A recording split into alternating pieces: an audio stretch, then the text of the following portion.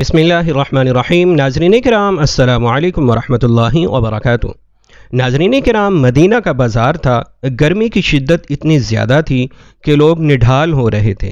ایک تاجر اپنے ساتھ ایک غلام کو لیے پریشان کھڑا تھا۔ غلام جو ابھی بچہ ہی تھا وہ بھی دھوپ میں کھڑا پسینہ پسینہ ہو رہا تھا۔ تاجر کا سارا مال اچھے داموں بک گیا تھا، بس یہ غلام ہی باقی تھا جسے خریدنے میں کوئی بھی دلچسپی نہیں دکھا رہا تھا۔ تاجر سوچ رہا تھا کہ اس غلام کو خرید کر شاید اس نے گھاٹے کا سودا کیا ہے۔ اس نے تو سوچا تھا کہ اچھا منافع ملے گا، لیکن یہاں تو اصل لاگت ملنا بھی دشوار ہو رہا تھا۔ اس نے سوچ لیا تھا کہ اب اگر یہ غلام پوری قیمت پر بھی بکا تو وہ اسے فوراً بیچ دے گا۔ مدینہ کی ایک لڑکی کی اس غلام پر نظر پڑی تو اس نے تاجر سے پوچھا کہ یہ غلام کتنے کا بیچو گے؟ تاجر نے کہا، میں نے اتنے میں لیا ہے اور اتنے کا ہی دے دوں گا۔ اس لڑکی نے بچے پر ترس کھاتے ہوئے اسے خرید لیا۔ تاجر نے بھی خدا کا شکر ادا کیا اور واپسی کی راہ لی۔ مکہ سے ابو حذیفہ مدینہ آئے تو انہیں بھی اس لڑکی کا قصہ معلوم ہوا۔ لڑکی کی رحم دلی سے متاثر ہو کر انہوں نے اس کے لیے نکاح کا پیغام بھیجا، جو قبول کر لیا گیا۔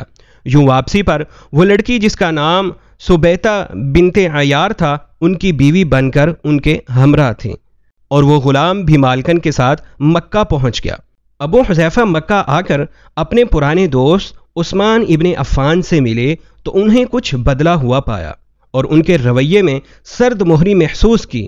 انہوں نے اپنے دوست سے استفسار کیا کہ عثمان، یہ سرد مہری کیوں؟ تو عثمان بن عفان نے جواب دیا کہ میں نے اسلام قبول کر لیا ہے اور تم ابھی تک مسلمان نہیں ہوئے، تو اب ہماری دوستی کیسے چل سکتی ہے؟ ابو حذیفہ نے کہا، تو پھر مجھے بھی محمد صلی اللہ علیہ وآلہ وسلم کے پاس لے چلو اور اس اسلام میں داخل کر دو جسے تم قبول کر چکے ہو۔ چنانچہ حضرت عثمان رضی اللہ عنہ نے انہیں نبی کریم صلی اللہ علیہ وآلہ وسلم کی خدمت میں پیش کیا اور وہ کلمہ پڑھ کر دارِ اسلام میں داخل ہو گئے۔ گھر آ کر انہوں نے اپنی بیوی اور غلام کو اپنے مسلمان ہونے کا بتایا تو ان دونوں نے بھی کلمہ پڑھ لیا۔ حضرت ابو حذیفہ رضی اللہ عنہ نے اس غلام سے کہا کہ چونکہ تم بھی مسلمان ہو گئے ہو، اس لیے میں اب تمہیں غلام نہیں رکھ سکتا، لہٰذا میری طرف سے اب تم آزاد ہو۔ غلام نے کہا، آقا، میرا اب اس دنیا میں آپ دونوں کے سوا کوئی نہیں ہے، آپ نے مجھے آزاد کر دیا تو میں کہاں جاؤں گا؟ حضرت ابو حذیفہ رضی اللہ عنہ نے اس غلام کو اپنا بیٹا بنا لیا اور اپنے پاس ہی رکھ لیا۔ غلام نے قرآن پاک سیکھنا شروع کر دیا اور کچھ ہی دنوں میں بہت سا قرآن یاد کر لیا، اور وہ جب قرآن پڑھتے تو بہت خوبصورت لہجے میں پڑھتے۔ ہجرت کے وقت نبی کریم صلی اللہ علیہ وآلہ وسلم سے پہلے جن صحابہ نے مدینہ کی طرف ہجرت کی، ان میں حضرت عمر رضی اللہ عنہ کے ساتھ حضرت ابو حذیفہ رضی اللہ عنہ اور ان کا یہ لے پالک بیٹا بھی تھا۔ مدینہ پہنچ کر جب نماز کے لیے امام مقرر کرنے کا وقت آیا تو اس غلام کی خوبصورت تلاوت اور سب سے زیادہ قرآن حفظ ہونے کی وجہ سے انہیں امام چن لیا گیا، اور ان کی امامت میں حضرت عمر رضی اللہ عنہ جیسے جلیل القدر صحابی بھی نماز ادا کرتے تھے۔ مدینہ کے یہودیوں نے جب انہیں امامت کرواتے دیکھا تو حیران ہو گئے کہ یہ وہی غلام ہے جسے کوئی خریدنے کے لیے تیار نہ تھا۔ آج دیکھو کتنی عزت ملی کہ مسلمانوں کا امام بنا ہوا ہے۔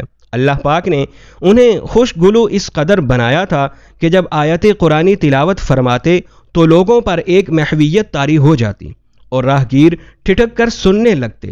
ایک بار ام المؤمنین حضرت عائشہ رضی اللہ تعالی عنہا کو رسول اللہ صلی اللہ علیہ وآلہ وسلم کے پاس حاضر ہونے میں دیر ہوئی تو آپ صلی اللہ علیہ وآلہ وسلم نے توقف کی وجہ پوچھی تو بولی کہ ایک قاری تلاوت کر رہا تھا، اس کے سننے میں دیر ہو گئی، اور خوش الحانی کی اس قدر تعریف کی کہ آن حضرت صلی اللہ علیہ وآلہ وسلم خود چادر سنبھالے ہوئے باہر تشریف لے آئے۔ دیکھا تو وہ بیٹھے تلاوت کر رہے ہیں۔ آپ صلی اللہ علیہ وآلہ وسلم نے خوش ہو کر فرمایا، اللہ پاک کا شکر ہے، اس نے تمہارے جیسے شخص کو میری امت میں بنایا۔ کیا آپ جانتے ہیں کہ یہ خوش قسمت صحابی کون تھے؟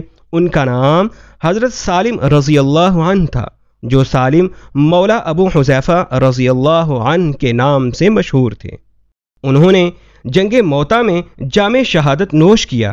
اللہ کی کروڑ رحمتیں ہوں ان پر۔ اللہ ان کے صدقے ہمیں بھی قرآن کریم کا سچا عاشق بنائے، آمین یا رب العالمین۔ ناظرین کرام، امید ہے کہ آپ کو ہماری یہ ویڈیو پسند آئی ہوگی۔